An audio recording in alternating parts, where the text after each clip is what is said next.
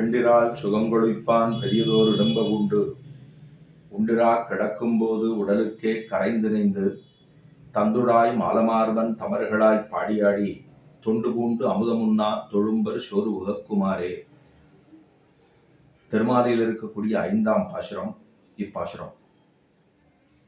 நமக்கு உபதேசத்தை பண்ணுகிறார் ஆழ்வார். இப்படி பகவது குணானுவ கைங்கரியங்களை சேஷவிருத்தி பண்ணி எம்பெருமானிடத்திலே செய்வதை விட்டுட்டு எங்கெங்கோ ஓடி ஆடுகிறார்களே, இவர்களுக்கெல்லாம் ஏன் இந்த விஷயம் தெரியவில்லை? தேகம் வேறு ஆத்மா வேறு என்பது புரியாமல் தேக ரட்சணத்துக்காகவே ஓடுகிறார்களே, கரைகிறார்களே, நைந்து போகிறார்களே, நொந்து நூலாகப் போகிறார்களே என்று ஆழ்வார் நம் பட்சமாக அவர் கவலைப்பட்டு நமக்கு உபதேசம் பண்ணுகிறார். உயர்ந்த விஷயங்கள்லாம் இருக்கிற போது தாழ்ந்த வஸ்துக்களிலே ஏன் சிந்தனை போக வேணும்? சில மதங்கள்லாம் இருக்கு, அது தேகமே ஆத்மா அப்படின்னு சொல்ற மாதிரியே இருக்கும். அதாவது தேகம் வேறு ஆத்மா வேறு, தேகம் என்பது அழியக்கூடியது. நைனன் சிந்தந்தி சஸ்திராணி நைனன் தகதி பாபகான்னு கண்ணன் பெருமான் கீதையிலே தெரிவித்தான். அதாவது இந்த சரீரம் என்பது அழிய வேண்டியது, தேகம் என்பது வெட்டவோ கொளுத்தவோ உலர்த்தவோ நனைக்கவோ ஏதும் செய்ய ஒண்ணாது அப்படிங்கிறத எம்பெருமான் தெரிவித்துள்ளான். இந்த ஆத்மாதான் உஜ்ஜீவனம் அடைய வேண்டுமே தவிர தேகத்துக்குங்கிறது தனியா கிடையாது. தேகம் என்பது அழிய வேண்டியது. அப்ப இதுக்கு அதுக்கு வித்தியாசம் இல்லையேன்னு சொன்னா அவன் ஒத்துக்கல.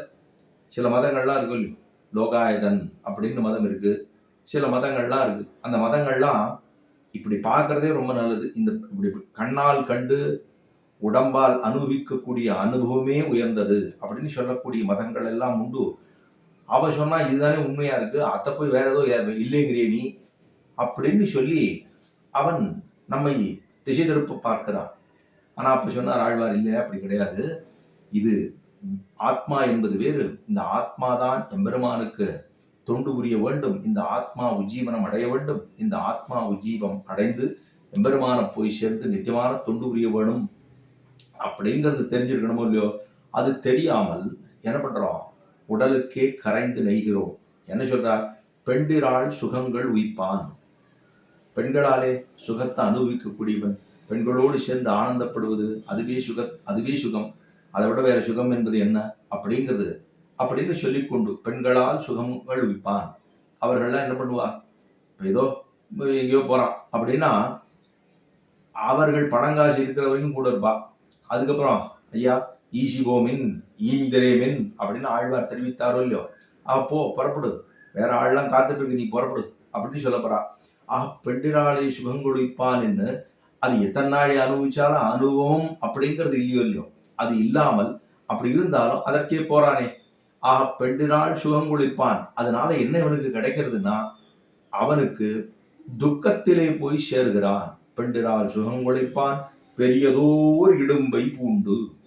இவன் என்ன பண்ணிருக்கணும் அப்படின்னா பகவானுக்கு சேஷபிருத்தியை பண்ணிருக்க வேண்டும். அதை விட்டுட்டு இவன் பண்ண காரியம் என்ன தெரியுமோ? அவன் பெரியதோர் இடும்பை பூண்டு அப்படின்னா ஒருத்தவங்க வீட்டுல ஒரு நண்பனோட அவன் சாப்பிட்டு இருந்தானா. சாப்பிட்டு இருக்கும்போது ஏதோ சொல்லியிருக்கான், இது அப்படி இல்லை அது அப்படி இல்லைன்னு ஏதோ விரட்டிருக்கான் அவளுக்கு முன்னாடி. அவள் பார்த்தா ரொம்ப கோபம் வந்துடுது. பானை இருக்கோ இல்லையோ, தளி பண்ண பானை எடுத்து திடார்னு வந்து மண்டையில் போட்டான். போட்டவுடனே அந்த வளையம் இருக்கோ இல்லையோ, அது கழுத்தில் ஒட்டி விடுது, கழுத்தில் மாட்டி விடுது. பானை அப்படி போட்ட உடனே உடஞ்சி போச்சு. உடஞ்ச உடனே அதில் அந்த கழுத்து இருக்கோ இல்லையோ, அந்த கழுத்து பாகம் அவன் தலைக்குள்ள படுத்து போனா அப்படியே இருக்கு.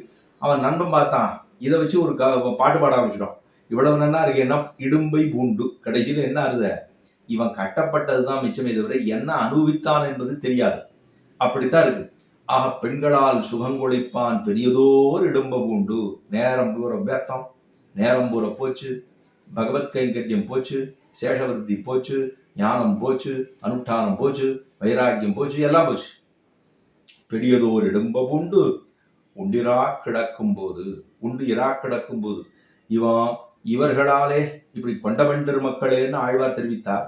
கொண்டபெண்டர் மக்களேன்னு சொல்ற போது அவர்கள் எப்படி இருக்கணுமா? அனுகூலமாக இருக்கக்கூடிய கொண்டபெண்டர் மக்கள் பகவத் கைங்கரியத்துக்கு வேணும். ஆனா பிரதிகூலமாக இருக்கக்கூடிய கொண்டபெண்டர் மக்கள் என்பது அது வேண்டாம். தவிர்த்தாரோ இல்லையோ, கொண்டபெண்டர் மக்களே என்று முடித்தார்.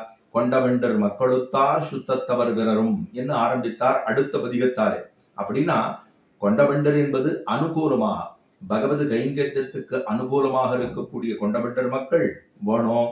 ஆனா பிரதிகூலமாக இருக்கக்கூடிய கொண்டவெண்டர் மக்கள் கூடாது. அப்படி இருந்தா ஆனா என்ன நடக்கிறது? அந்த இவர்கள் இருப்பதுல என்ன கஷ்டம் இருக்குன்னா அது முக்காவாசி இப்படியே பிரதிகூலமாக இருக்கக்கூடிய விஷயமா மாறிடுதோ இல்லையோ. அதனால இவன் என்ன பண்றான், அவா ஏதோ ஒன்று கேட்கறான், அதுக்காக அவன் வாங்குறான், அதுக்காக வேலை பார்க்குறான்.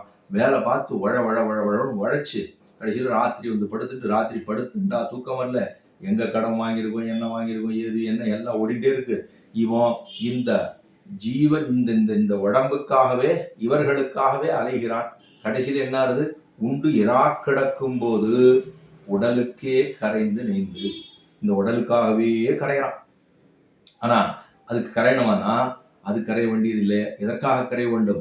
எம்பெருமானுக்காக, இந்த ஆத்ம உஜ்ஜீவனத்துக்காக, எம்பெருமானுடைய சேஷவிருத்தி பண்ண வேண்டும் என்பதற்காக அவனிடத்துல கையை அஞ்சலின்னு பண்றோம்னா கரைஞ்சு அப்படியே நீர்ப்பண்டமாக போகிறான் எம்பெருமான். ஆனா அத்தை பண்றான்னா பண்றது இல்லை. அதாங்க கட்டம். உடலுக்கே கரைந்து நெய்கிறான். மேல சொன்னா இப்படி எல்லாம் பண்ணலாமா? அதை விட உயர்ந்த ஒரு விஷயம் இருக்கும் இல்லையோ. பெண்டினால் நுகங்குழைப்பான்னு சொல்றியே, அதை விடலாம் எவ்வளவோ உயர்ந்த விஷயம். பகவத் அனுபவம் என்பது, பகவத் விஷயம் என்பது, எம்பெருமானுக்கு கைங்கரியம் பண்ணுவது என்பது, அவனுடைய குணானுபவ கைங்கரியங்களை நினைப்பது என்பது, அத்தை ஸ்மரிப்பது என்பது, அத்தை அனுபவிப்பது என்பது, அதை காலக்ஷேப ரூபமாக பின்னி பிணைய வேண்டும் என்பது, இதெல்லாம் இருக்கே. இதை விட்டுட்டு நீ என்ன பண்ற? தமர்களாய் பாடியாடின்னு இருக்கணும். எப்படி இருக்கணுமா? தந்துடாய் மாலை மாறவன், தந்துடாய் அப்படி குளிர்ச்சி புரிந்து இருக்கக்கூடிய திருத்துடாய் மாலையை தரித்து கொண்டிருக்கக்கூடிய எம்பெருமான் அவனிடத்துல மேல போறோம்னா சாமதானத்துல சேவிக்க போறோம்.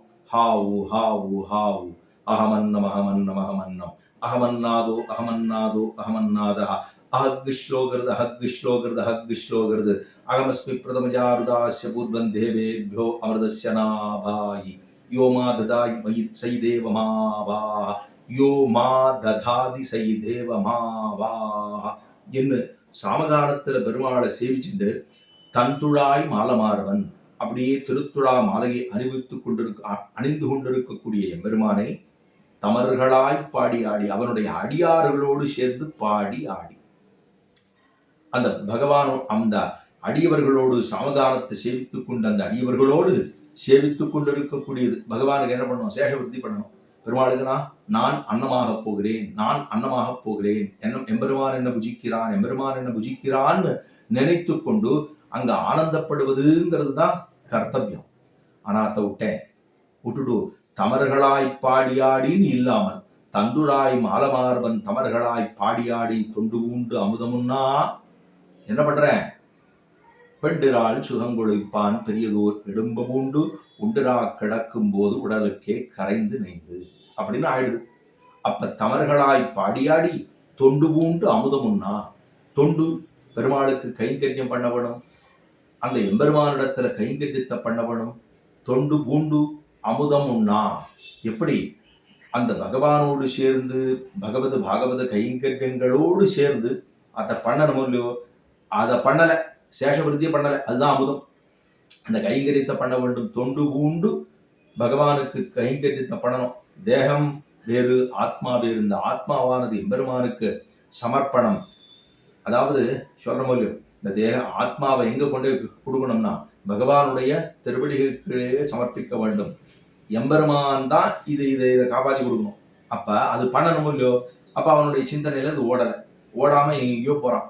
ஆஹா, தொண்டு பூண்டு அமுதமுன்னா தொழும்பர் ஷோருகுமாரே. தொழும்பர் ரொம்ப நீச்சர்களாக இருக்கக்கூடியவர்கள். இவர்கள் என்ன பண்றான்? ஷோருகுமாரே, சாப்பிட்ற சாப்பாடு தான் வேணுமா?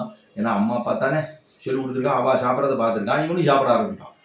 ஆனா ஷோருகுமார் மண்ணை சாப்பிட்றானோ இல்லையோ, பிரசாதத்தானே சாப்பிட்றான். அவர்கள் சாப்பிட்டு இருக்கா, அதனால இவனும் பார்க்குறான், அதையே சாப்பிட்றான். அவர்கள் சொல்லி கொடுத்துருக்கா, அவ சொல்லி கொடுத்தா இவன் சாப்பிட்றான், அதையே இவனும் சாப்பிட்றான். அப்படி இல்லாமல் இப்படி இவர்கள் ஷோரு தான் உகக்குமா? இவர்களுக்கு இது தேவையா? இப்படி பண்ணலாமா என்று ஆழ்வார் ரொம்ப வருந்துகிறார் நமக்காக.